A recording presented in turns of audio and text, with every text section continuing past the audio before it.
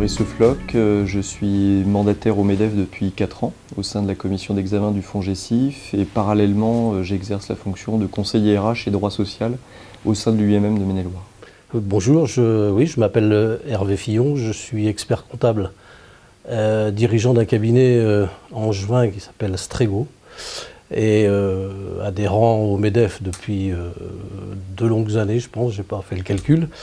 Je suis également dans l'exercice de mes mandats MEDEF, trésorier de la Chambre de commerce de Maine-et-Loire et président du conseil d'administration de l'IUT d'Angers-Cholet. Je suis Bernard Fuselier, je suis actuellement en retraite depuis très peu de temps. Auparavant, je dirigeais une entreprise de conception et de fabrication de lubrifiants, une entreprise qui était filiale du groupe Shell, une entreprise que j'ai dirigée pendant une vingtaine d'années. Je suis Nathalie Grillet, je dirige une société qui s'appelle Capital Homme, que j'ai créée il y a 10 ans et qui comprend une dizaine de collaborateurs. Je suis Francis Stéphan, je suis mandataire du MEDEF et j'ai la chance de représenter le MEDEF au Conseil de développement de l'agglomération d'Angers, sur le pays d'Angers. Et je suis également évidemment patron d'entreprise puisque je dirige le groupe Podelia qui a à Angers une activité dans l'immobilier et regroupe 330 salariés. Bonjour, je suis Paul-Édouard Lès, je suis assesseur au tribunal du contentieux de l'incapacité des Pays de la Loire et chef de file MEDEF Anjou pour les assesseurs au tribunal du contentieux de l'incapacité. Oui, bonjour. Mathieu Billiard, société Socrate. Donc, nous sommes une entreprise créée depuis 6 ans, de 13 personnes et travaillant dans le domaine informatique. Pourquoi vous êtes-vous engagé comme mandataire patronal? Alors moi c'est ma vision, je pense que dans une vie professionnelle il y a plusieurs étapes, il y en a une où on a envie de faire partager ses convictions. Donc j'ai des convictions comme beaucoup de chefs d'entreprise et j'avais envie de les faire partager et en même temps participer à la vie économique du territoire du Maine-et-Loire, peut-être en apportant mes modestes compétences de par mon métier, mais c'était surtout l'engagement, il était à ce niveau-là.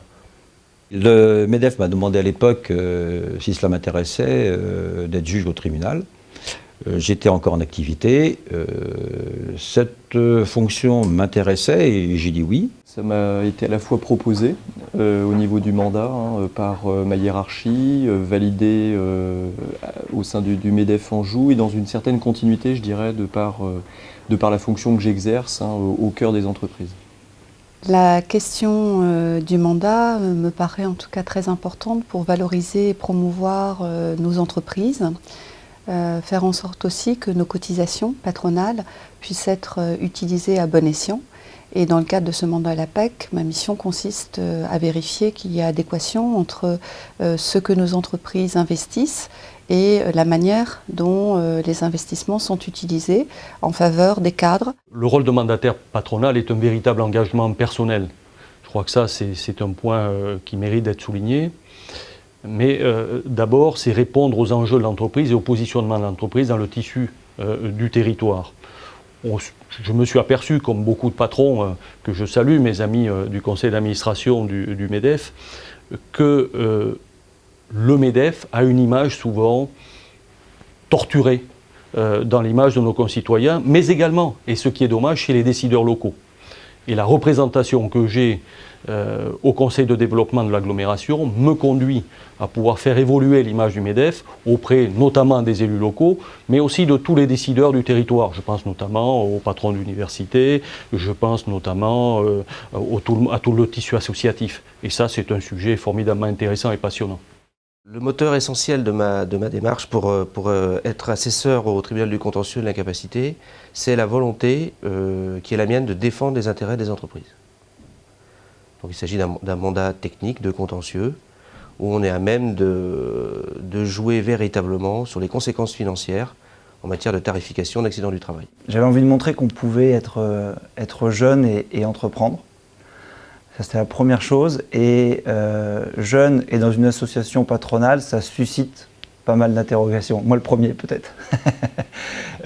Et finalement, c'est un côté sympathique parce que je pense que tout de suite, ça casse un petit peu l'image que l'on peut avoir et la discussion est beaucoup plus pragmatique avec les intervenants avec lesquels je peux échanger. Qu'avez-vous apporté aux entreprises dans le cadre de votre mandat ? Le mandat à l'université, on travaille plus finalement avec l'environnement. L'idée, c'est d'apporter le point de vue de l'entreprise, de le remettre au cœur un petit peu des préoccupations que pourrait avoir l'université. L'université évolue énormément en ce moment.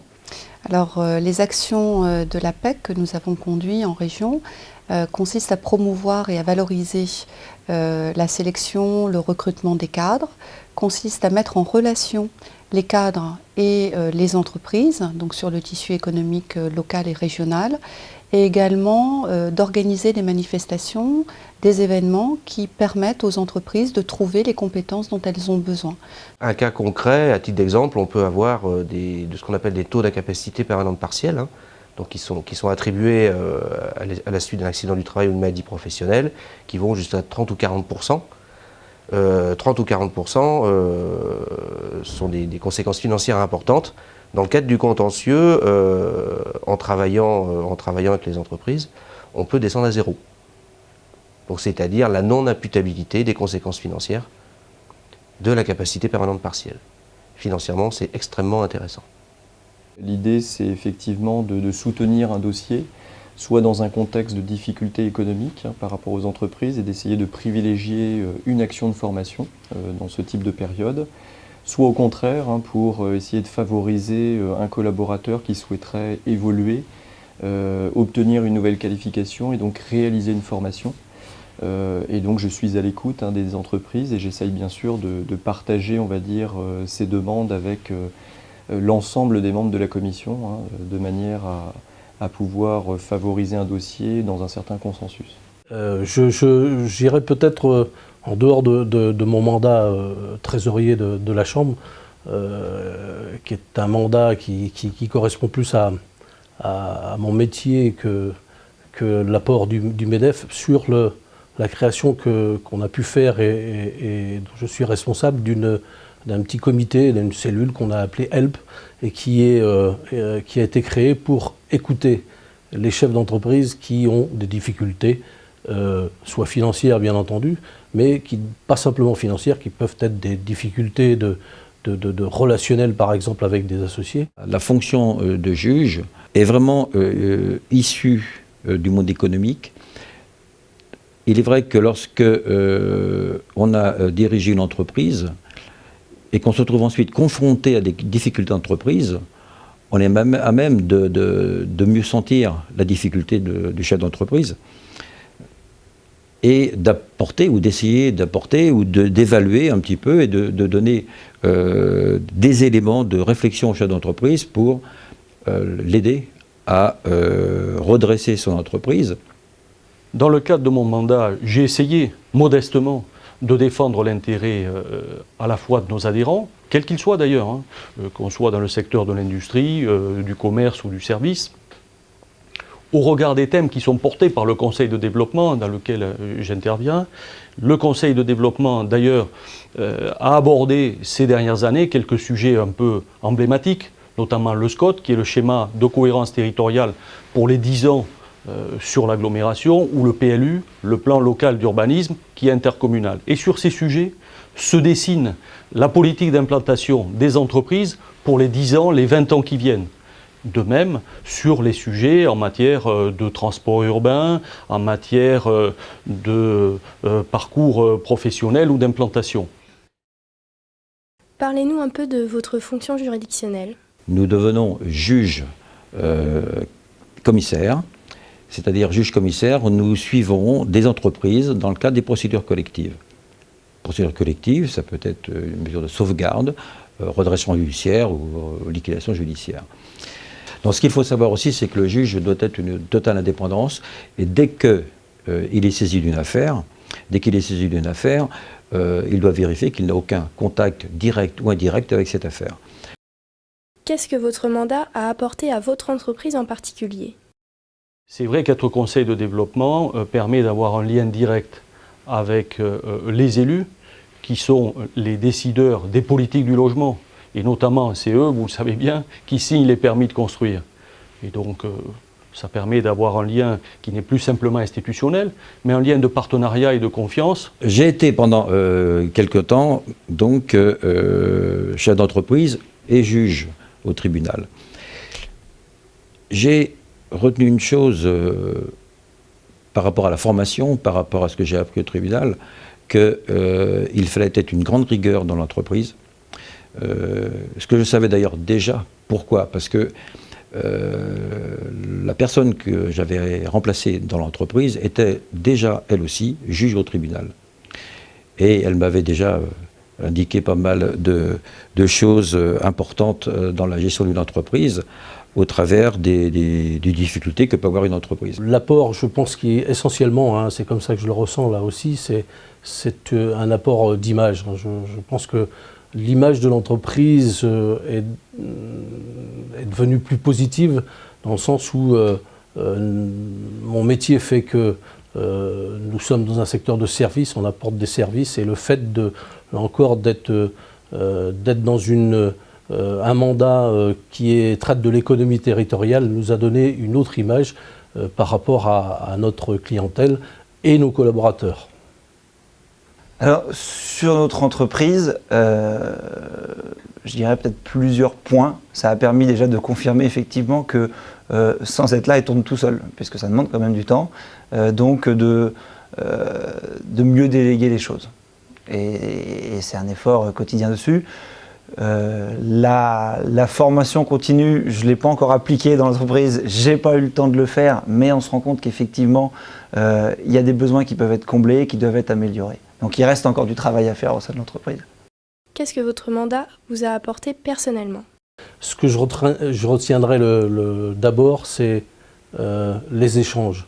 On vit tous à 100 à l'heure dans notre profession et on a un grand risque d'être sclérosé, de ne connaître que notre univers. Le fait d'être mandataire nous permet d'échanger avec d'autres chefs d'entreprise et surtout d'autres chefs d'entreprise, d'autres secteurs. On s'aperçoit qu'il y a une diversité importante et ça ne peut être qu'enrichissant pour la personne.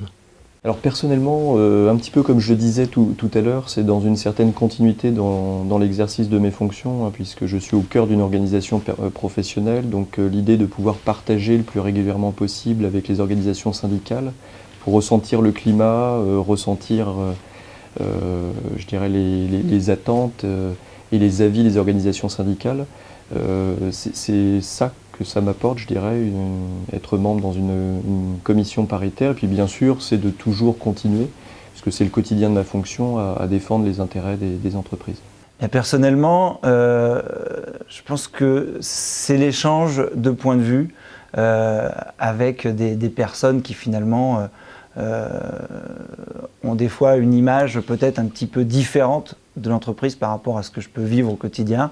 Et ça me permet également aussi de travailler l'image que je peux avoir du monde enseignant par rapport à ce qu'ils peuvent vivre également au quotidien. On se rend compte qu'aujourd'hui, ils ont des réformes très importantes qui leur est demandées dans des conditions qui ne sont pas toujours évidentes à mettre en place. Ma conviction, c'est que nous devons, en tant qu'employeurs, être exemplaires aussi pour montrer que nous savons investir, pas seulement dans le cadre de nos missions de chef d'entreprise, mais aussi nous rendre utiles donc auprès de pairs ou auprès d'autres organisations. Donc j'y vois à la fois ma mission d'utilité. Voilà. J'y vois aussi la réconciliation entre, j'allais dire, l'image de l'employeur et puis ce que l'employeur est par ailleurs, sorti de sa casquette employeur, en capacité voilà, de valoriser simplement avec ce qu'il est, c'est-à-dire ni plus ni moins que les autres, mais avec une volonté véritablement de contribuer à un collectif. Alors à titre personnel, bon, le mandat, c'est à la fois du contentieux de tarification, mais c'est aussi un mandat où on traite de l'invalidité et des prestations liées au handicap, donc personnes physiques. Donc là, on n'est pas dans les conséquences financières, on est plutôt dans la prise en compte des situations de handicap. Et à mon sens, c'est ce qui vient enrichir. Parce que c'est essentiellement des relations humaines, hein, au regard d'une demande de prestation particulière. Et ça vient enrichir ce mandat de relations humaines, de prise en compte de choses qu'habituellement, dans le monde de l'entreprise, on ne rencontre pas. Alors la fonction de juge au tribunal de commerce apporte d'une façon tout à fait personnelle un enrichissement vraiment important. Ne serait-ce que d'abord par la formation, bien sûr, on découvre tout l'aspect juridique de l'entreprise, même si tout chef d'entreprise est confronté pendant toute sa vie professionnelle au domaine juridique dans son entreprise. Malgré tout, on élargit beaucoup plus le champ des connaissances dans le domaine, bien sûr, juridique. Un des points fondamentaux aussi qui existent dans l'enrichissement, c'est l'échange. À titre personnel, j'ai été surpris par le fait que dans ce type d'instance sont très présents les retraités. C'est un peu un problème. Sont très présents les associatifs et les universitaires. Et ce mandat m'a d'abord apporté une meilleure connaissance de ces gens-là, mais aussi l'interpellation qu'il est absolument nécessaire et indispensable que les acteurs en activité soient présents. Et c'est ce qui, j'allais dire, anime ma mobilisation pour être encore plus présent dans les commissions, parce qu'on ne peut pas laisser les non-actifs décider seuls pour les actifs.